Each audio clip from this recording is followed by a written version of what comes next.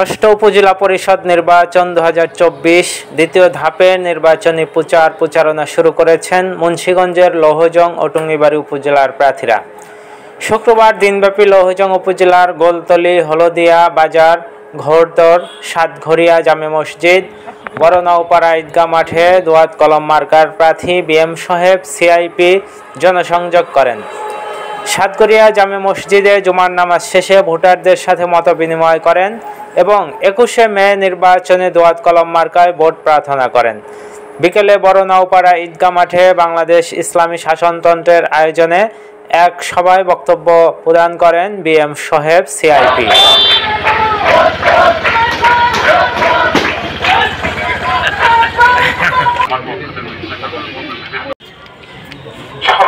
BM সাহেবকে দোয়াত কলম মার্কায় ভোট দিয়ে লৌহজং উপজেলা পরিষদের চেয়ারম্যান হিসাবে আসনে বসাবেন, এটাই আমি আশা। মসজিদ মাদ্রাসায় যারা দান করে, আল্লাহ যাকে পছন্দ করে তার হাতেই কিন্তু দান হয়।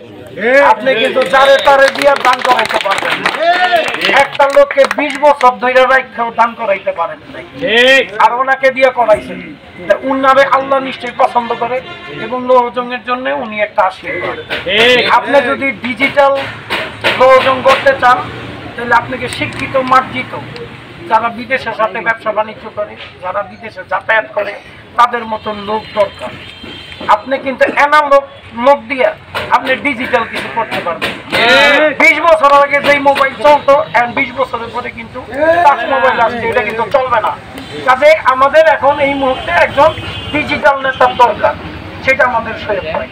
যে আপনারা এখানে যারা চরমনায় মুরিদানরা আছেন, সকলে কাছে আমার একটি অনুরোধ, একটি আবেদন, যে 21শে মে যে নির্বাচন, ষষ্ঠ উপজেলা পরিষদের নির্বাচন, সেই নির্বাচনে আমি একজন পদপ্রার্থী হয়েছি। আমি এজন্যই যে পদপ্রার্থী একটি কারণ, যে মানুষের পাশে থেকে মানুষের সেবা করার জন্য।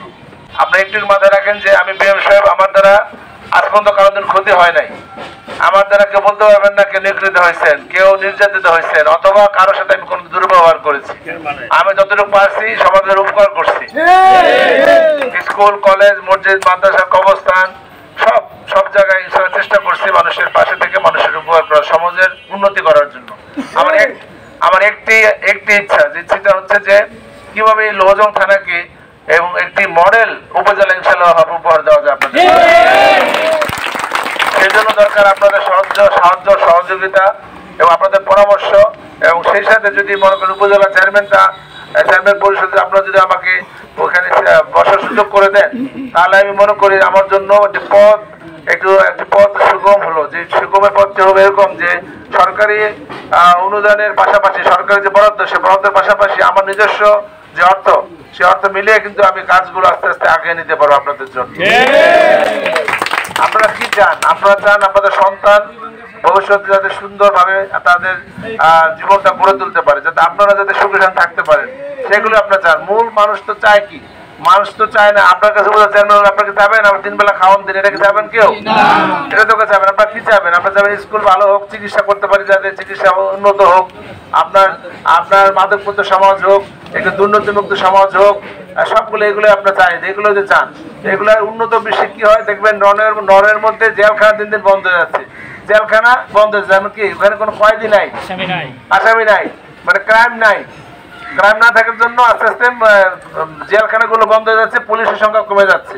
আর বাংলাদেশে কি হচ্ছে? বাংলাদেশে উল্টাটা হচ্ছে, জেলে তিল ধারণের জায়গা নাই।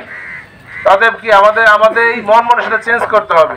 আমাদের সেই ধ্যান ধারণা ফিরে আসতে হবে যে না, মানুষ কখন ক্রাইম করে? যখন সে বিভিন্ন অসুবিধায় থাকে এবং সামাজিক এবং অপসহযোগিতা ছাড়াও সামাজিক ব্যাধি থাকে, সমাজের মধ্যে বিশৃঙ্খলা তৈরি থাকে, বিশৃঙ্খলা থাকে। একজন বিশৃঙ্খল লোককে যদি আপনি চেয়ারে বসায় দেন, তার থেকে কোনো শৃঙ্খলাতে কিছু পাবেন? শৃঙ্খলা কিছু পাবে না। সেই বিশৃঙ্খলাতে আরো লাগাই দিবে, এখন যা আছে তার সাথে আরো বিশৃঙ্খলা বেশি যোগ হয়ে যাবে। অতএব আপনাদের মাথায় রাখতে হবে যে আপনারা যদি সুখ শান্তিতে থাকতে, আপনি মনে করেন যে উপজেলা চেয়ারম্যান হলে আমার কি আসে যায়, ভালো মানুষ খারাপ মানুষ আমার কি আসে যায়, এরকম অনেকে মনে করতে পারেন। আসলে কিন্তু এটা ভুল ধারণা। অবশ্যই আপনাদের আসে যায়, কারণ এই একজন যদি কি বলবো, একজন খারাপ মানুষ, যে যদি আপনার বসায় বা যে আপনার সন্ত্রাস, মাদক অথবা অন্যান্য কাজে যদি একটা সহযোগিতা থাকে তাহলে কিন্তু সমাজের মধ্যে বিশৃঙ্খলা অনেক সৃষ্টি হবে। আপনি মনে করতেছেন আপনি ভালো আছেন, আসলে ভালো থাকবেন না। আপনি দেখবেন যে একটা অংশ জমির একটা অংশ বের করে ওটার মধ্যে একটা আপনার ঝামেলা সৃষ্টি করে দিল। আপনার অনেক কিছু আপনি বুঝতে পারবেন না, যে জিনিসগুলো আপনার কাঁধে এসে পড়বে। আপনি মনে করেন নিরীহ মানুষ, আমি কারোটা খাইও না, কারণ নিয়ে চলি না, আমি একা একা থাকতে চাই। এটা বিদেশ না যে আপনি একা একা থাকতে পারেন। বিদেশ গিয়ে মানুষ একা একা থাকে, বিছনা পরে মরে থাকে, পুলিশ যায় লাশ বের করে আনে, কেউ কারো বদার করে না। আর এই দেশে উল্টাটা, আপনার ঘাড়ে আপনি শান্তি থাকতে চান, উল্টা আপনার ঘাড়ে এসে একদম চেপে বসবে। অতএব আপনাদের যদি ওই আপনার শান্তি থাকতে চান তাহলে আপনারা আপনাদের চিন্তা চেতনা দেখে দেখেন যে কার দ্বারা আপনার উপকার হবে, কার দিয়ে আপনি উপজেলা চেয়ারম্যানের চাবিটিতে কার হাতে দিলে আপনারা শান্তিতে নিরাপদ থাকতে পারবেন। এটা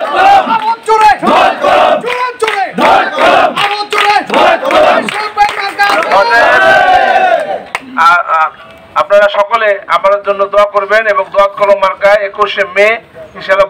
Mohammad Rubel, BD Times 24.net।